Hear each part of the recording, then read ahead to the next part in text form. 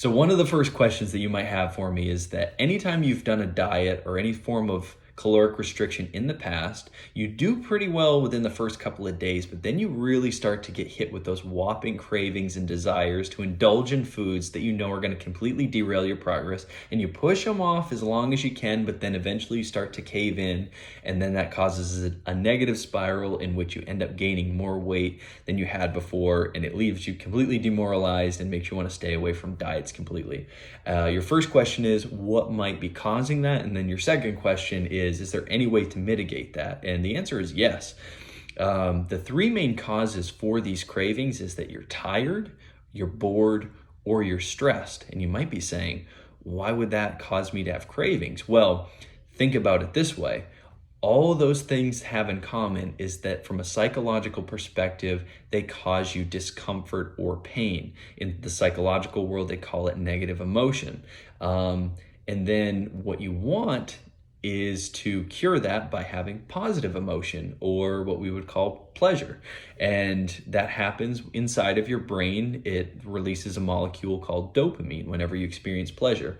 So what we've been conditioned to do is whenever we're experiencing tiredness, boredom, or stress, we want to cure that negative emotion or that pain with an outside painkiller, with an outside stimulus. So you will see here on this little dinky graph that I made, if this straight line represents your base threshold for just neutrality, anytime you're tired, bored, or stressed, you start to experience negative emotion. And what we do is we take an outside painkiller, and in many people's instance, it's foods that are high in sugar, fat, and salt, which actually hijack the dopamine reward system, and they'll give you these huge spikes, which makes you feel great. But then what happens is that you have diminishing returns. So now you're experiencing even more of a negative threshold because you gave it this great big spike, and now it wants that even more to stay at a place of its new threshold. So if we take a look, since we had that huge spike in energy, now our brain says, this is where the normal line should be, and anything less than that is going to be pain. So we're going to have these huge dips in negative emotion, and then we need to take an even bigger dose of fat, salt, and sugar to get us over the hump. And that's actually what starts the process of addiction with all hard drugs. But if you actually look at sugar, fats, and salts in a manufactured form as a minor drug, that's actually how that process gets started. So what can we do about it? The first thing that we can do is to remove indulging in those foods as a solution. And what can we replace those solutions with? So if you're tired, you need to make sure that you're prioritizing sleep, because at the end of the day, when we've worked really hard and we've put the kids to bed or we finished our homework, we want a reward for our hard work. So typically what happens is we'll just mindlessly watch TV, or we'll be on our phones looking at silly memes or YouTube videos or whatever, because again, we're experiencing pain, so we want pleasure. So we go on our phones and we indulge in that. But what I would recommend that you do is, instead of doing that, put the phone away. Just take some time to decompress, read a book, or maybe watch some educational videos, but keep it limited, keep it brief, because we want to make sure that we prioritize that restorative sleep so that we set ourselves up for success the next day. The other thing you can do is take a nap wherever you can in the day. If it's when you get off of work, if it's right before you go to work, if it's in a lunch break, if it's when the kids are down for a nap. Anytime in the day when you're feeling a low in energy, the best thing that you can do is to actually sleep. I really want to limit the amount of external stimulus that we use. A lot of people use caffeine, but it's that same exact effect. The more you need it, the more amounts you'll need, and then the bigger crashes that you'll have. So I want to try to stay away from that as much as possible. And if you're bored, it's so important to make sure that you guys have a to-do list of things that will keep you busy. Even if you don't have anything super pressing, make yourself some activities that you know would actually benefit you and keep your mind preoccupied. rather than having no purpose or no vision of where you want to be, because that will send in a certain amount of panic and that will cause negative emotion, in which you'll want to spike that up with some of those highly palatable foods.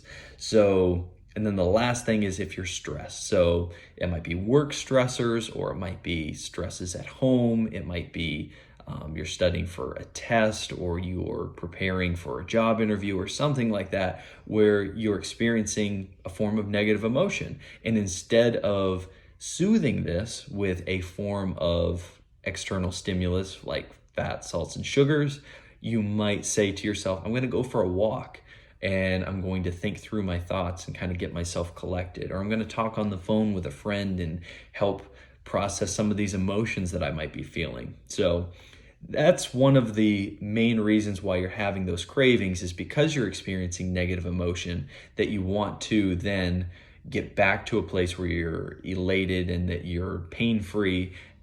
So I wanted to share with you guys too, real quick in this video, a couple of different examples of what's inside of processed foods that are so addictive that you want to stay away from. So let's say I'm going throughout my day and I'm experiencing kind of a low. I coached a bunch of classes, which was very emotionally exhausting.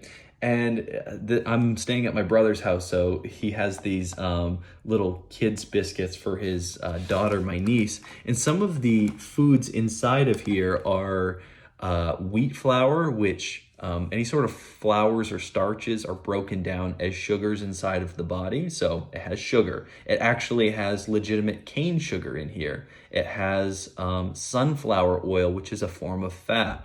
And it has sodium. So it has all of the three main pillars of addictive foods: salt, fats, and sugars. So this is going to be a no-no, because it's going to hijack our dopamine reward centers. Same thing with these chocolate chip cookies here. These aren't mine, these are my brother's.